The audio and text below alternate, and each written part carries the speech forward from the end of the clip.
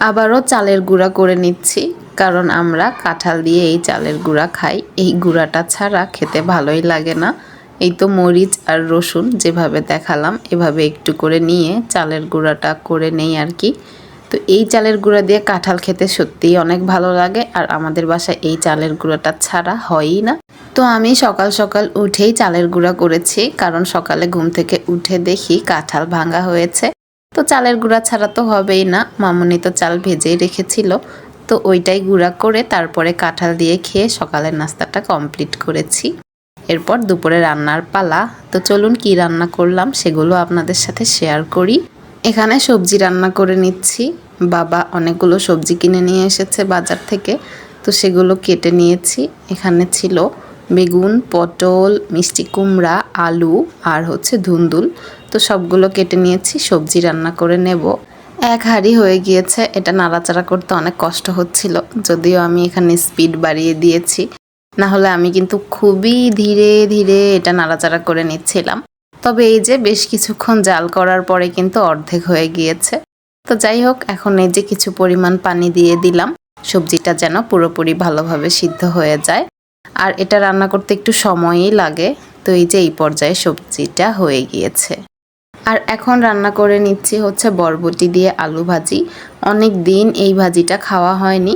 তো রসুন আর পেঁয়াজ ভেজে নিয়েছি, এখানে গোটা জিরা, কালো জিরা দিয়েছি। সব ভেজে নেওয়ার পরে এই যে বরবটি আর আলু দিয়ে দিলাম। এখন পরিমাণ মতো লবণ, হলুদ, কাঁচামরিচ দিয়ে দিয়েছি। এই পর্যায়ে জিরার গুঁড়া দেইনি, তার কারণ গোটা জিরা আর কালো জিরা দিয়েছি। তো যাই হোক, এই যে ঢেকে দিয়ে বেশ কিছুক্ষণ ভেজে নিলাম। আর এখানে কিন্তু খুবই কম পরিমাণে একটু পানিও দিয়েছি, ওটার ভিডিও ক্লিপস নেওয়া হয়নি। আরও একবার নাড়াচাড়া করে ঢেকে দিলাম, বেশ কিছুক্ষণ রান্না করে নিলাম। এই যে ভাজিটা এখন এই পর্যায়ে হয়েই গিয়েছে। তো এটা এরকম খোলা অবস্থায় আরও 3 থেকে 4 মিনিট একটু হালকা আঁচে ভেজে নেব। আর এখন ট্যাংরা মাছ দিয়ে একটা তরকারি রান্না করে নেব। তো এইখানে শুধুমাত্র ধুন্দুল আর আলু ছিল, আর পেঁয়াজ ছিল সাথে কাটা। তো ভাবলাম এই অবস্থায় একসাথে ধুয়ে তুলে দেই। তো এখানে পরে এই যে তেল দিয়েছি, আর মশলা, হলুদ, লবণ, জিরার গুঁড়া, কাঁচামরিচ সব কিছু একসাথে দিয়ে মিক্স করে নিচ্ছি। এটা বেশি না, 2 থেকে 3 মিনিট সম্ভবত আমি রান্না করে নিয়েছি। তারপরেই মাছগুলো দিয়ে দেব, কারণ ট্যাংরা মাছ হতে একটু সময় লাগে। তো ভাবলাম আগে ভাগেই মাছটা দিয়ে দেই। তো এই যে এখন মাছটা দিয়ে দিলাম, আর এখন ভালোভাবে নাড়াচাড়া করে মিশিয়ে নিচ্ছি।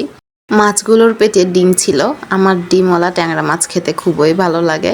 তো যাই হোক, এখন এই যে সামান্য পরিমাণে একটু পানিও দিলাম, কারণ বেশ কিছুক্ষণ রান্না করে নিতে হবে। তো এই যে হাতে সময় নিয়ে বেশ কিছুক্ষণ রান্না করে নিয়েছি, আর এই পর্যায়ে রান্নাটা হয়েই এসেছে। তো ভালোভাবে একটু নাড়াচাড়া করে মিশিয়ে নিচ্ছি। ট্যাংরা মাছ রান্না করার একটা সুবিধা হচ্ছে যতই নাড়ি না কেন ভেঙে যায় না।